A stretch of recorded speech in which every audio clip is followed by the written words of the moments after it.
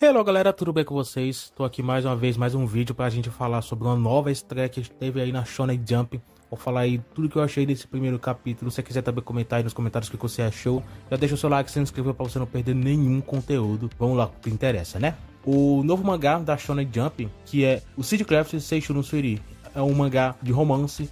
Tem assim uma questão de mistério também, mas sinceramente é bem em segundo plano, pra falar a verdade, aparentemente. Pelo que pareceu, é como, por exemplo, colocar aqui como exemplo o Blue Box, que o Onhaku, né, que é da Shonen Jump, onde ele é o romance, mas também o esporte. Apesar dos dois seguirem juntos nesses dois temas, a obra ela foca mais, de certa forma, em um pouco em um e um pouco em outro.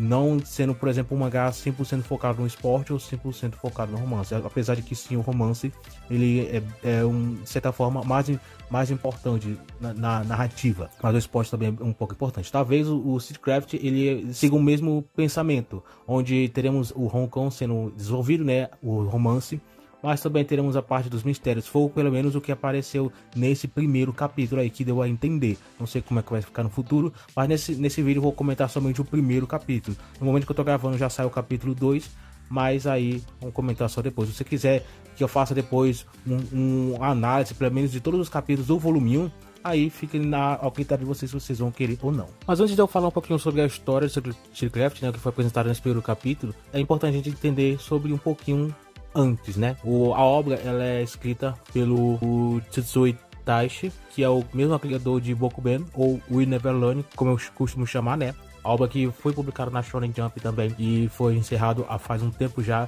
não lembro quanto tempo, mas faz mais de 2 ou 3 anos.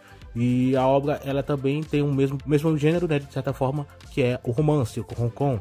Só que ele é mais um romance escolar, bem genérico, né, de certa forma. Mas, pelo menos, uma coisa interessante na obra foi que, apesar do genérico, de ter um protagonista e várias garotas que gostam dele, né, o autor, ele fez uma rota principal, mas ele fez uma rota especial para cada uma das protagonistas. Então, pelo menos, esse foi um diferencial bem interessante. Não é algo único, já vi algumas obras fazerem isso, mas, pelo menos, o autor, ele teve essa ousadia. Agora, o autor está de volta com essa nova obra, que aparentemente vai ter, de certa forma, mesma pegada, mas talvez com algo diferente, né? Talvez tenha algum diferencial, não sei. A gente vai ter que acompanhar os próximos capítulos para a gente entender mais sobre isso.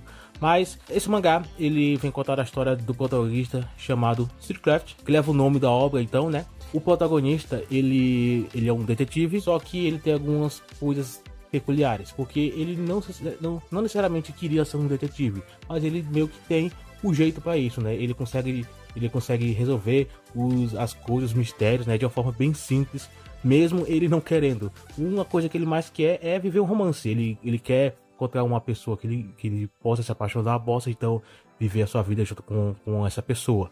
Mas acontece que, por exemplo, no capítulo, as garotas que ele encontrou eram, na verdade, pessoas que estavam envolvidas nos mistérios aí, dos crimes que foram cometidos. Então, meio que ele acaba se dando mal por conta disso. As pessoas que ele se apaixona não é as pessoas ideais para ele.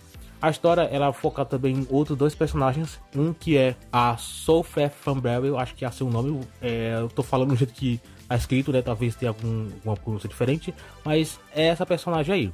A outra personagem é o Elion Everin, que são esses dois personagens que foram aí os principais nesse capítulo. Provavelmente vão aparecer mais personagens que vão se juntar aí, vão fazer parte mais do grupo, né? Aumentar mais o elenco aí da obra, mas esses três personagens são atualmente os protagonistas aí que vão fazer a história girar. Uma coisa que eu tenho que falar sobre a obra é que tudo que o autor tentou levantar para, quem sabe, trazer um certo enigma, trazer uma dúvida assim, para chamar a atenção do leitor, tudo que o autor levantava para mim era muito óbvio o que ele estava querendo apresentar.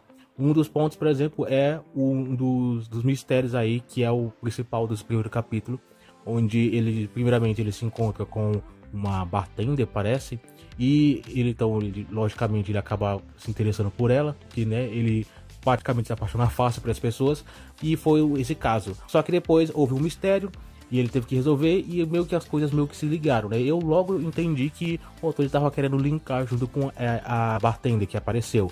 E foi dito e feito, foi basicamente isso. Foi meio óbvio, ao meu ver. Outras coisas que aconteceram foi com respeito, por exemplo, a Fanberry, que é a policial. Durante um momento onde o protagonista ele estava meio que se queixando com respeito ao seu passado, que ele não queria fazer o que ele faz. Ele acaba então relembrando sobre uma promessa que ele fez para uma garota quando ele era criança, e ele não lembrava o nome dela, nem lembrava o rosto dela direito. Assim que mostrou a silhueta, eu logo entendi, não, essa aí é a policial.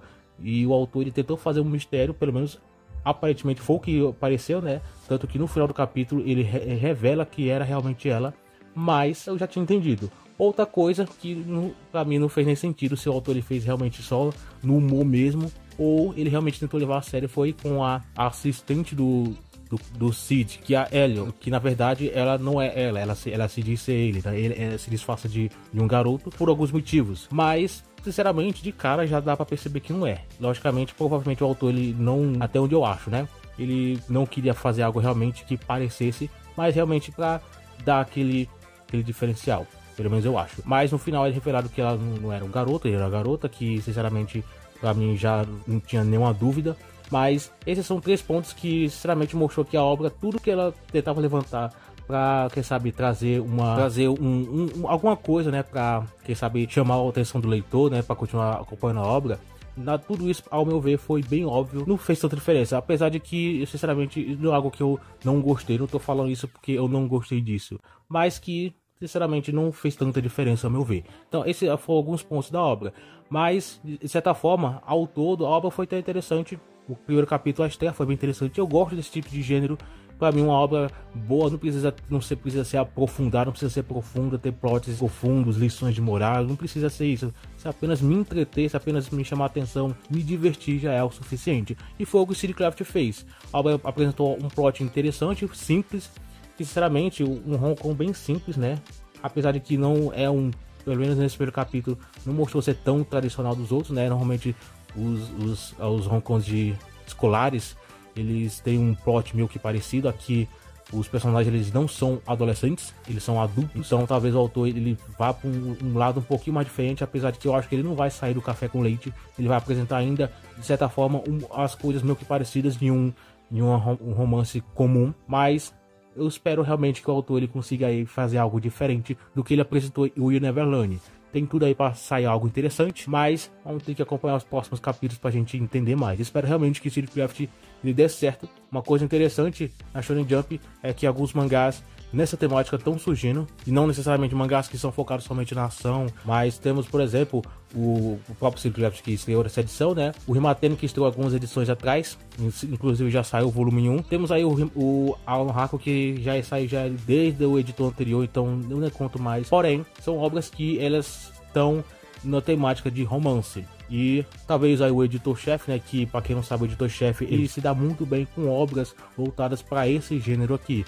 Ele foi, por exemplo, editor do Nisekoi, que é um romance. O Neverland também, e por isso que eu acho que é bem provável que o autor de Nisekoi ele volte para a revista, assim como o autor de Neverland voltou. Talvez ano que vem a gente possa ver o autor de Nisekoi voltando para a revista. E sinceramente não vou me espantar se o autor voltar com a mesma proposta, com o mesmo gênero aí. Aí não tem como a gente ter certeza se isso vai ser, mas eu acho que é questão de tempo até o autor voltar também. Mas voltando para o Sid Craft, uma obra que, como eu falei, bem interessante. O primeiro capítulo não tem muito o que reclamar, apesar de que, como eu falei, é só mais um romance aí genérico de certa forma. Mas eu curti o primeiro capítulo e espero realmente que venha coisas muito boas aí no futuro. Comente o que você achou também da obra, se você gostou, se você também acha que a obra pode então fazer sucesso, se firmar na revista, né? Quero saber a opinião de vocês, agora é o momento de vocês comentarem. E é isso, deixa o seu like e se inscreva se você não fez isso no início. E a gente então se vê no próximo vídeo.